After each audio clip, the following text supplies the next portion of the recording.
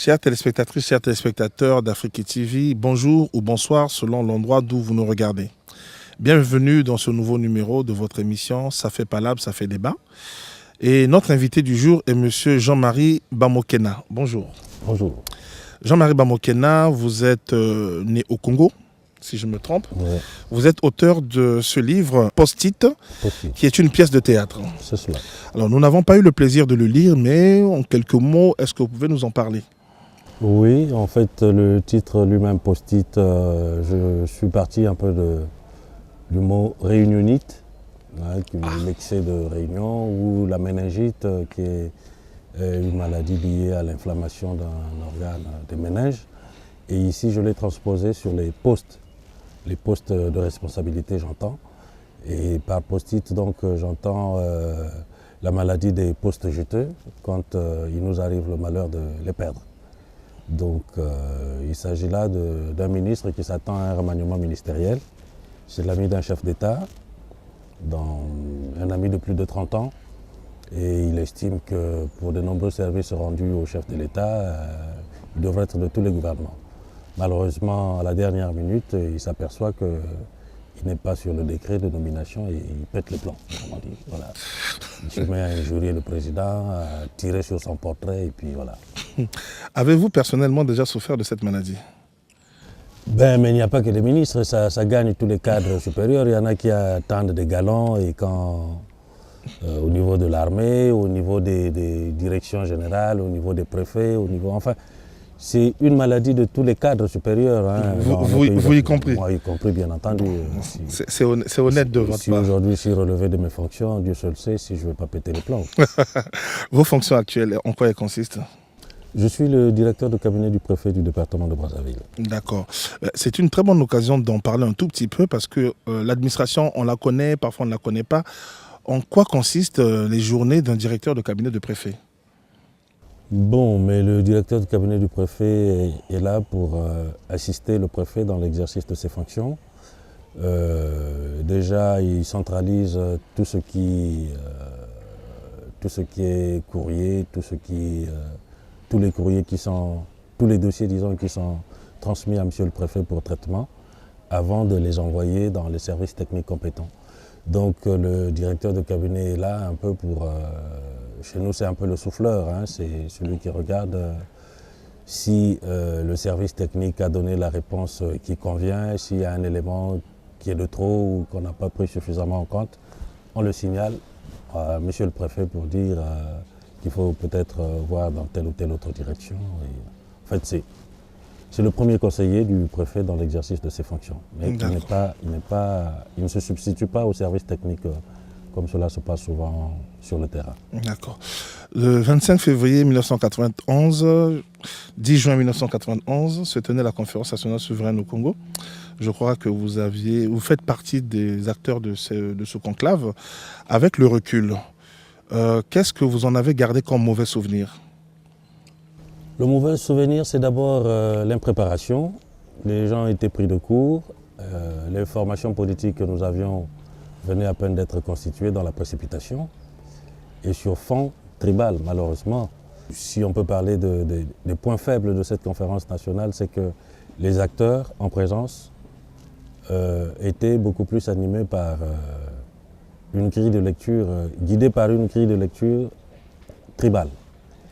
Et ma foi, je ne pense pas un seul instant qu'on puisse aller faire de la démocratie avec des partis à caractère tribal. Ça, c'était Et ce qui a fait qu'en arrivant, on sentait déjà le clivage nord-sud, que ça a pris les allures de règlement de compte entre hommes du nord et hommes du sud, alors qu'on devrait en profiter pour aller de l'avant et changer notre manière de faire la politique au lieu de se laisser enfermer. Ça date depuis 1959, Youlou au Pango, on arrive à la conférence nationale, on retombe. Vous voyez les partis que nous avons, le PCT, Parti du Nord, l'UPADES, Parti du Sud, MCDDI, Parti du Sud, RDD, Parti du Nord. Et on ne pouvait pas, dans ces conditions, s'attendre à des lendemains meilleurs de la conférence nationale. Malheureusement, c'est ce qui est arrivé. Ça fait 24 ans que la conférence nationale est terminée bientôt. Voilà, à quoi ça sert donc de voter régulièrement dans ces conditions? Puisque tel que vous présentez les choses, les dés sont pipés dès le départ. Le jeu est faussé dès le départ. Le jeu a été faussé, c'est vrai, mais on pouvait bénéficier des circonstances atténuantes. Maintenant, ce qui a manqué, c'est à ces acteurs politiques de partir de ce constat en disant à la conférence nationale, nous n'étions pas prêts, nous balbutions, maintenant allons de l'avant. Je crois que c'était possible. On pouvait partir de cette base, aussi déplorable soit-elle, pour aller de l'avant. Rien ne nous empêchait d'avoir 2 ou 3 grands partis sur des fonds idéologiques clairs, un parti du centre, de la droite, de la social-démocratie, un parti libéral, ainsi de suite. Donc là, nous avons une cohorte de groupes ethniques érigés en partis politiques qui vous donne un paysage complètement difficile à cerner parce que de part et d'autre, vous trouvez des sociodémocrates au pouvoir, des sociodémocrates dans l'opposition, vous trouvez des libéraux au pouvoir, des libéraux dans l'opposition, et après on n'y comprend plus rien. Visiblement, vous ne croyez pas au pouvoir de la tribu, au pouvoir tribal, si je peux utiliser ces expressions. Bon, moi je l'ai dit dans le texte, pour croire au pouvoir de la tribu, il faut être un sot. Dieu merci, je n'en suis pas un. SOT. Sot, oui, en 3 lettres, oui. Franchement. Mais enfin, est-ce que pensez-vous que avec la tribu, le pouvoir de la tribu n'a jamais fait le bonheur d'une seule tribu? Je suis désolé. Regardez dans tous les pays africains, quel est ce chef à la tête d'un parti tribal qui a fait le bonheur de sa tribu? Les problèmes sont les mêmes, les problèmes de logement, les problèmes de santé, les problèmes d'éducation. Donc il faut arrêter avec cette pratique parce que on peut écrire toutes les constitutions du monde, toutes les lois électorales les plus démocratiques qui soient, mais tant que les acteurs auront pour grille de lecture la tribu, mais je suis désolé, c'est raté. Ça ne marchera jamais. Et d'ailleurs, une des leçons que j'ai tirées de la conférence nationale, où en dehors de cette base qui était viciée, il y a eu quand même des avancées démocratiques significatives, il y a qu'aux premières élections, qu'est-ce que nous avons? Nous avons fait une loi électorale où on voulait une représentation proportionnelle au niveau local. Ça nous a donné des résultats contraires, on a eu le monopartisme local. On a prévu le scrutin majoritaire aux législatives dans l'espoir de faciliter le regroupement des partis politiques.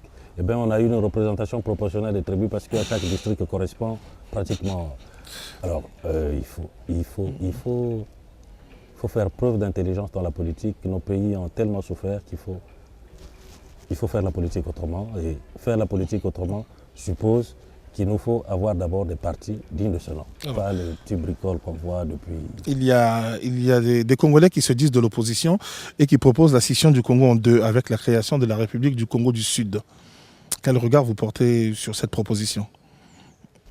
Mais tout ça, c'est absurde parce que la politique, la République du Nord ou du Sud, mais c'est comme je vous ai dit, aujourd'hui quand vous regardez si vous êtes du Sud et que vous êtes au PCT, vous n'êtes pas chez vous.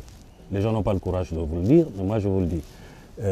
Un homme du Sud qui est au PCT, c'est un infiltré, ça se dit d'ailleurs. Un homme du Nord qui va au MCDDI ou à l'UPADES ne se sentira jamais à l'aise. Et comme par hasard, ça ressemble étrangement aux histoires de Diable Noir Étoile, où quand tu es du Nord et que tu joues dans Diable Noir, c'est pas évident. Bon, si tu rates un but, ça peut être très... Bon, de même pour un homme du Sud qui joue dans l'Étoile du Congo, vraiment ça ne rassure pas. Alors, comment diable peut-on transposer des petites querelles, des boueurs au niveau politique? Ça n'honore pas le pays. Il faut que les gens... Il faut sortir de cette logique. Sinon, ça ne marchera jamais. Avant-dernier sujet, avant de passer à quelques petits détails, la constitution congolaise. Voilà, un débat qui ne finit pas. Là aussi, rapidement, un regard contre le changement, ni pour ni contre. Non, la constitution congolaise actuelle, moi je dis, elle est mauvaise sur toute la ligne. Elle n'est pas à réviser, elle est à changer. Même pas à changer, il faut revenir à la constitution de la conférence nationale. Au-delà des difficultés, mais c'est le moindre mal qu'on peut. Moi qui vous parle, j'ai voté contre cette constitution, nous n'étions que 3. Le conseiller Limbongo Ngoka, le conseiller Gampou et moi. Le PCT a voté pour cette constitution, le MCD, tous ont voté pour cette constitution de 92. Alors pourquoi l'avoir substituée par une autre qui soit plus mauvaise? Il faut la changer, évidemment, pas pour donner un blanc-seing à M. le Président Denis Sassou Nguesso pour un 3e mandat. Il faut revenir à la Constitution de 92, mais sans le Président Sassou Nguesso, qui doit laisser la place à d'autres cadres. Au PCT, il y a des cadres brillants qui peuvent être des bons candidats, tout comme dans les autres partis, même si nous déplorons le fait que ces partis soient à caractère tribal. D'accord. Nous montrons à nouveau votre livre, Jean-Marie Bamokena, pièce de théâtre post-it. Alors, un mot, une phrase, dans une langue africaine, mais ni en lingala ni en kikongo, de votre choix. Un mot ou une phrase. Nangadef. Ce qui signifie bonjour. Dans quelle langue? En Wolof. Très bien. Aujourd'hui, dans la semaine ou dans le mois, un coup de cœur, quelque chose qui vous a plu, qui vous a marqué, très rapidement. Chose positive. J'attends ma petite fille, je crois qu'il doit naître dans 5 ou 10 minutes, certainement. Félicitations. Je deviens grand-père. Félicitations. Et coup de gueule, quelque chose qui vous a énervé, qui vous a pris aux tripes, aujourd'hui, hier, il y a une semaine, il y a un mois, il y a 6 mois? Je vois pas, comme je ne suis pas très télé... Pas forcément, ça peut être un livre que vous avez lu qui ne vous a pas plu, une chanson que vous n'avez pas aimée, une scène de vie courante qui ne vous a pas plu, dans la rue Djambala, rue Mokeko. Oui, bon, en fait, un truc qui m'a beaucoup plus affecté, c'est les images des gens qui meurent vers Lampedusa. Lampedusa, au sud de l'Italie. Oui, ça m'affecte de voir des gens sortir de leur pays, prendre autant de risques avec des enfants. Tout ça parce que chez eux, ça ne marche pas. C'est hallucinant. Voilà. Monsieur Jean-Marie Bamokena, nous vous remercions. C'est moi. Chers téléspectateurs, chers spectateurs, nous arrivons au terme de nos 15 minutes prévues aujourd'hui. Merci encore pour votre fidélité. J'espère que vous aurez apprécié ce numéro et nous vous disons à très bientôt.